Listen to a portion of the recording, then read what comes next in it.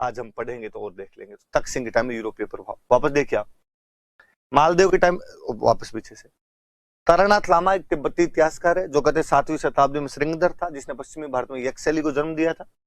मालदेव के टाइम में चोखेलाओ महल के भित्ति चित्र और उत्तराधयन सूत्र ग्रंथ चित्रित किया गया, शुरू इसी के टाइम में होती है। सूर सिंह के टाइम में ढोला मारू और भागवत पुराण का चित्रण हुआ। जसवंत सिंह के टाइम में वल्लभ संप्रदाय के प्रभाव के कारण भगवान कृष्ण के चित्र अधिक बने, मुगल प्रभाव दिखाई देता है। मान सिंह का टाइम स्वर्ण काल है, नाथ संप्रदाय से संबंधित चित्र बनाए गए, नाथ चरित, शिव पुराण और दुर्गा पुराण से संबंधित चित्र बनाए गए। तख्त सिंह के टाइम में यूरोपीय प्रभाव दिखाई देता है। एच मूलर ने दुर्गादास राठौड़ का चित्र बनाया था। विशेषताएं क्या है, जोधपुर शैली की विशेषताएं बताएं अपने से। महिलाओं की आंखें एक तो बादाम जैसी है, मुझे मेरी नहीं समझ में आएगी, महिलाओं की आंखें बादाम सी कैसी हो जाती है? बादाम सी आंखें, ऊंची पाग, पगड़ी जो है पुरुषों के चेहरे पे ऊंची ऊंची दिखाई देती है।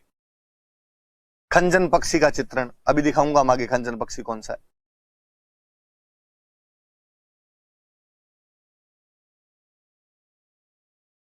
लाल व पीला रंग ज्यादा,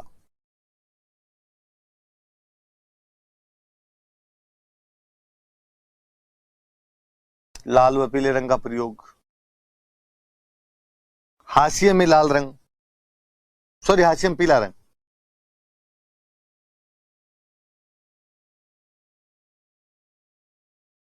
हाशिए में पीला, हाशिए समझ जाओगे आप, ये जो साइड के अंदर छोड़ा हुआ है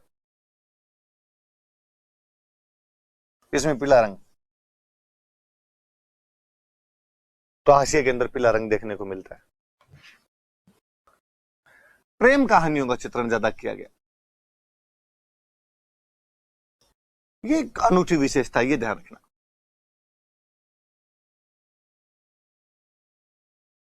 प्रेम कहानियों का चित्रण खूब सारा हुआ, जैसे ढोला मारू,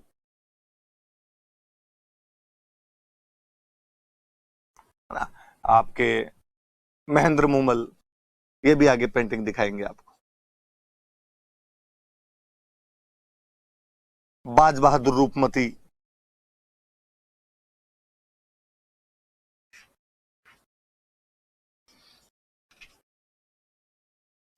बादलों का खूब चित्रण किया गया।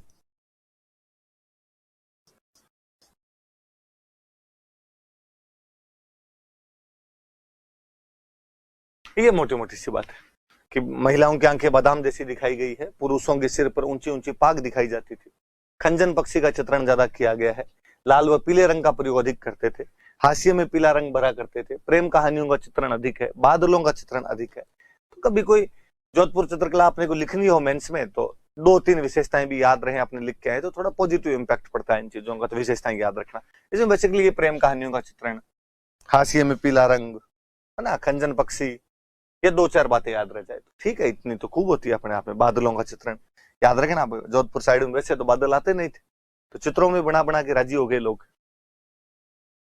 चित्रकारों के नाम देखिए आप, ये ज्यादातर चित्रकार तो जो हैं ये आपके मान सिंह के टाइम के,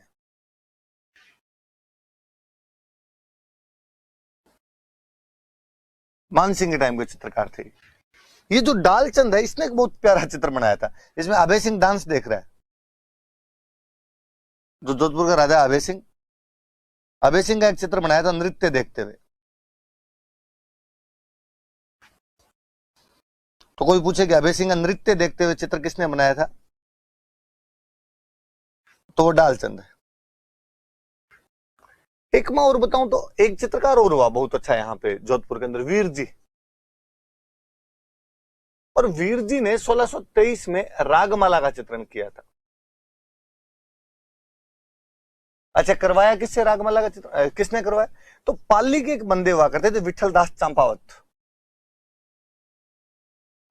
उन विठल दास चंपावत ने इसको कहा यार वीर जी एक रागमाला तो रची यार,